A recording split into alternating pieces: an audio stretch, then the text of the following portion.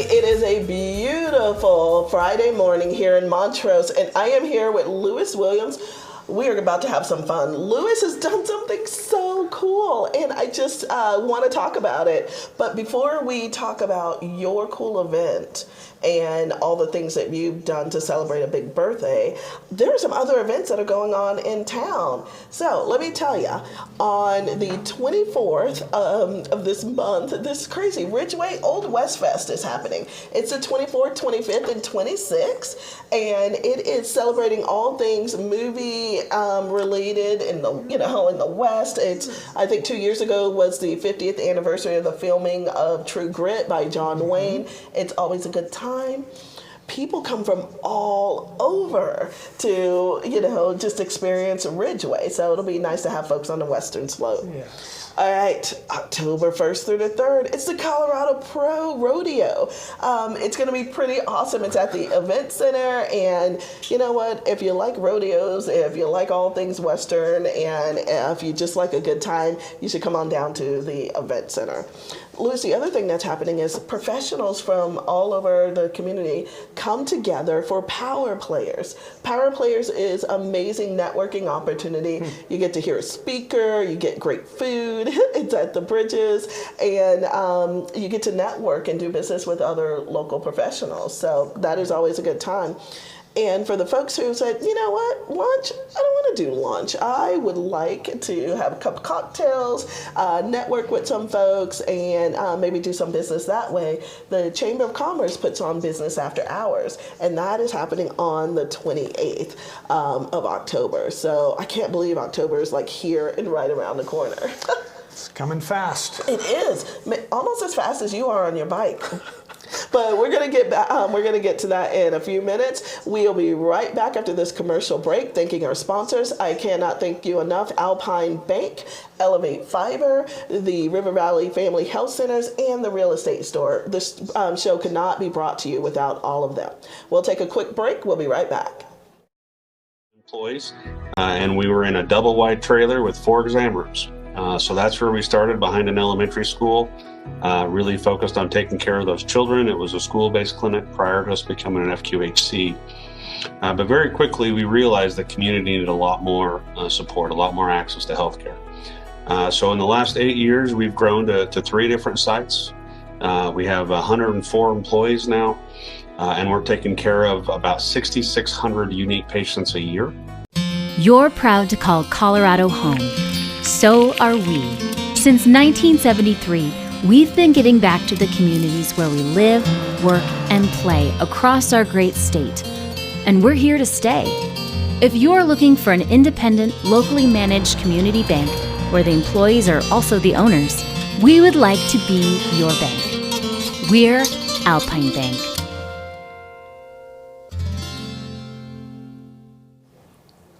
Okay, we're back. LewisWilliams. Oh my goodness. Okay, so first of all, Lewis, I have to tell you, because I know what you did and what you're about, I put on a whole new outfit today. I wanted to look like I knew how to cycle, or, know how to get out in the air and do things. And so, Yeah. I even think I could sweat in this. You could.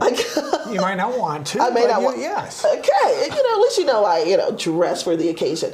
Lewis, so I want everybody to know why this show is important and why we're even talking to you today. You had a significant birthday.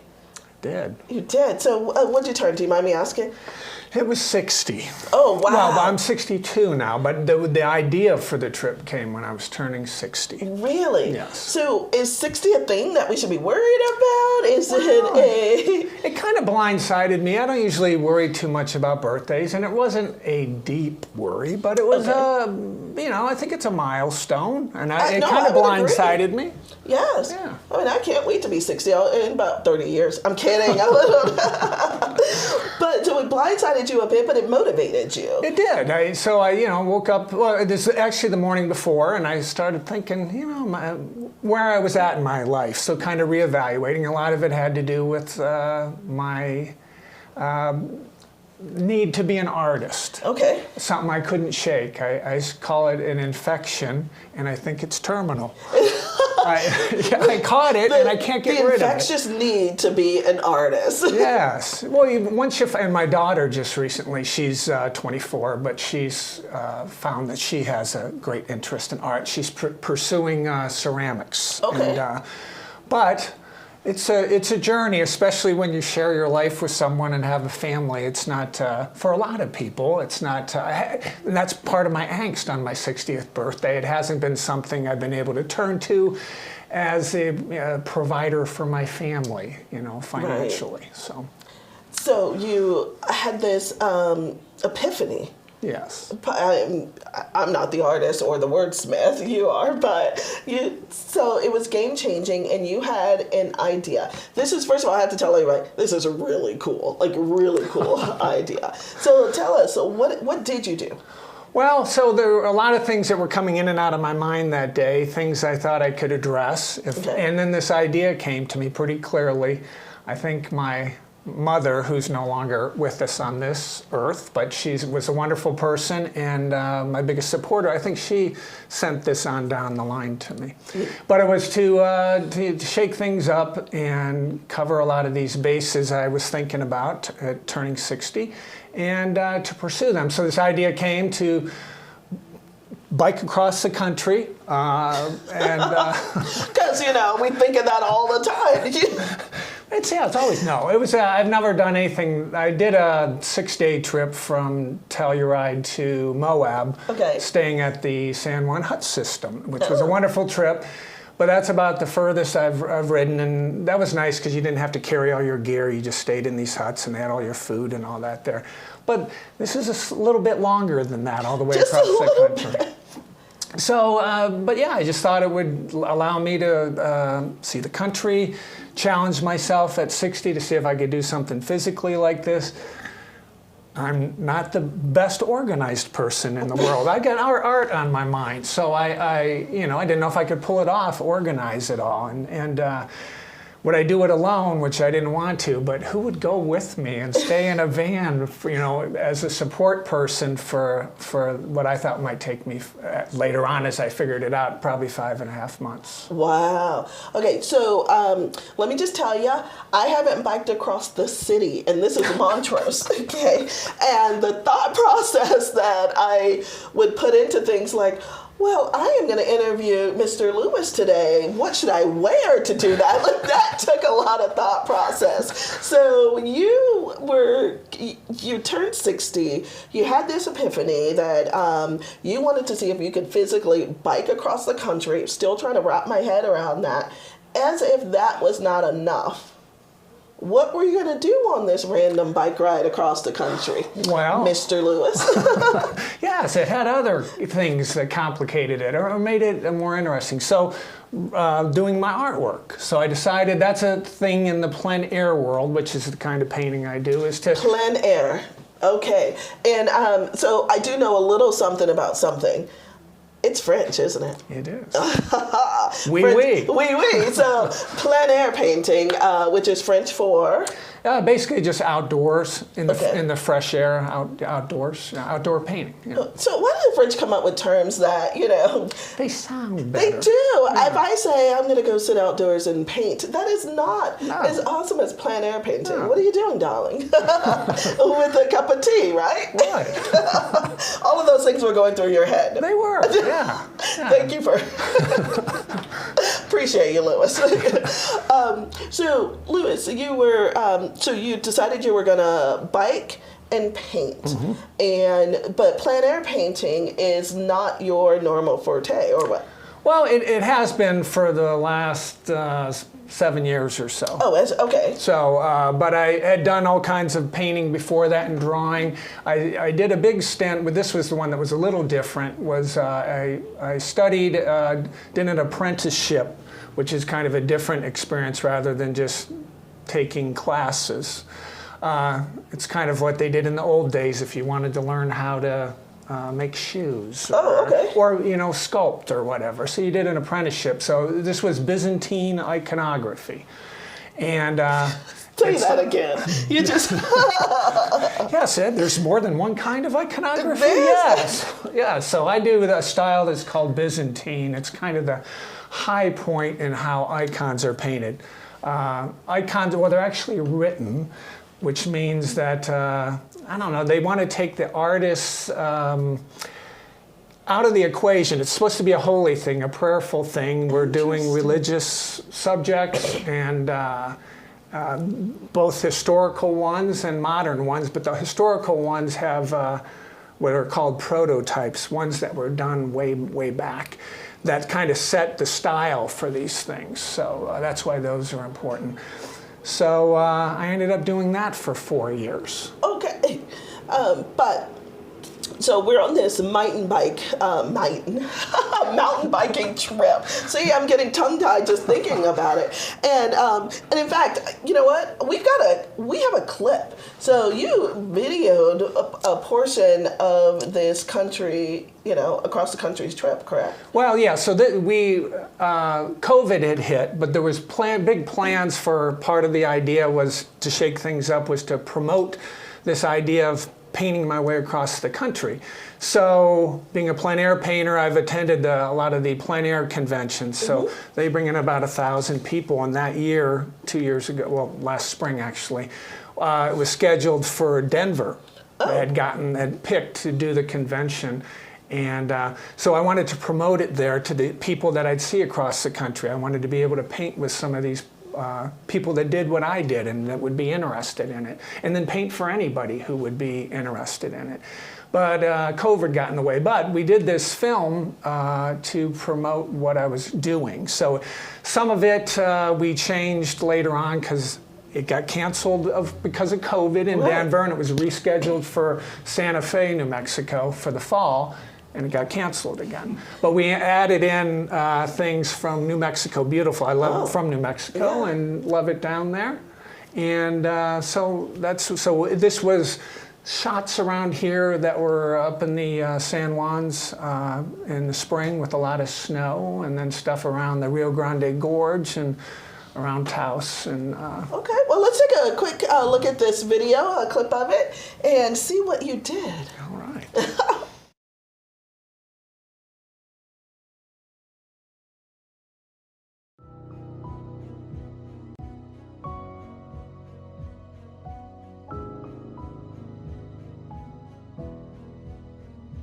The reason I've decided to pursue this adventure of biking and painting as I go is being outdoors is part of both. I've already been a painter and a biker, but the idea came again at the eve of my 60th birthday to give myself a challenge in these old age years that I'm moving into, to kind of prove to myself and to others that we don't have to be limited. We can give ourselves challenges like that. So to be able to see the country, whether it's the landscapes, the towns, nice towns, the more worn down communities, to be able to see those, to meet the people, I think that's going to be a huge deal in this trip that biking will allow. To be able to take what I already love, painting, outdoors, and all the adventure that it would be and physical challenge it would be being on my bike during that challenge was interesting to me. So that's why I'm pursuing this.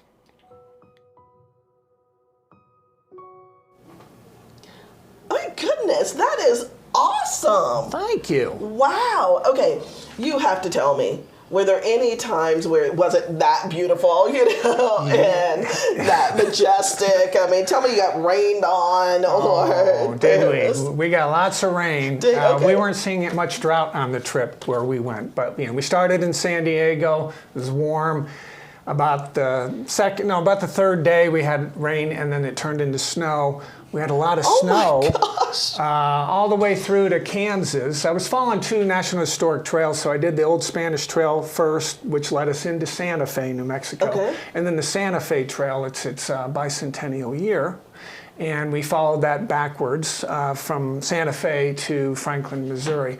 I mean, there was a lot of parts of the country I'd never been to, both urban and the rural stuff, and it was all fascinating, you know, but there's just differences. It's very green and lots of trees back east, so you don't have those long views. So sometimes it was like, well, do I paint the trees again, or this little stream, or this lake?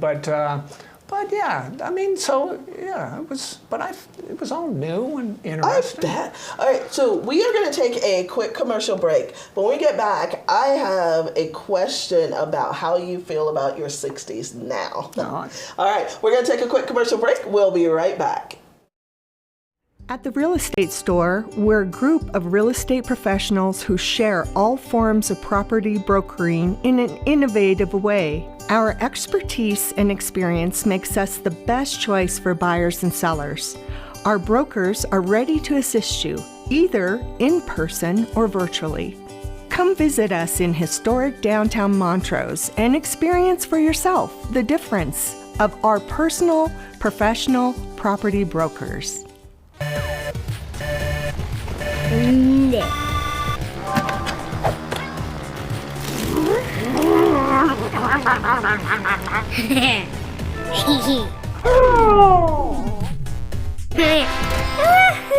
Believe it, just like Gigfoot, zero-lag gaming does exist. The real myth now? Slow internet made you lose. So step up your game with Elevate Internet today.